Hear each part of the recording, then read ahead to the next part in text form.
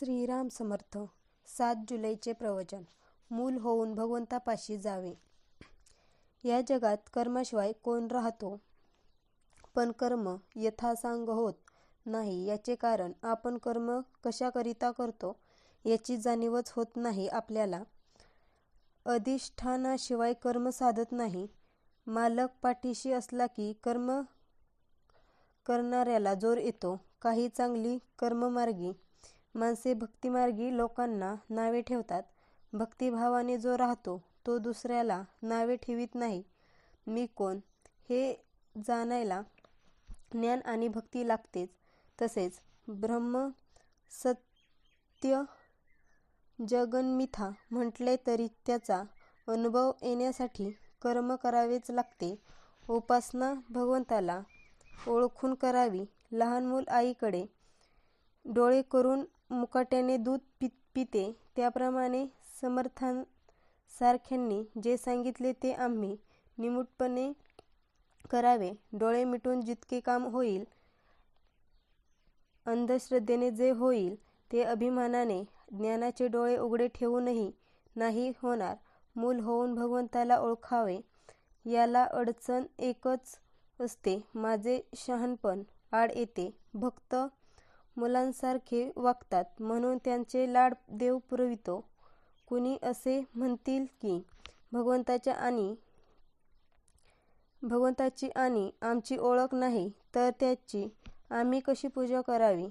त्याला ओळखल्याशिवाय मी भजन करणार नाही हे म्हणणे वेडेपणाचेच आहे.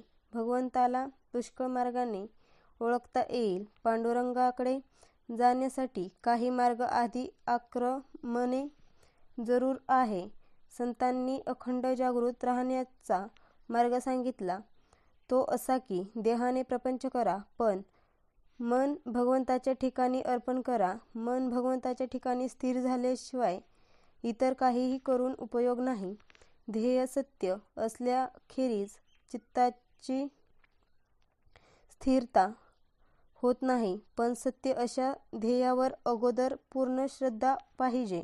प्रपंचात जशी प्रेमाची गरज आहे तशी परमार्थात श्रद्धा पाहिजे. देव माझा आहे असे म्हणण्याऐवजी मी देवाचा आहे असे म्हणावे म्हणजे श्रद्धा उत्पन्न होते.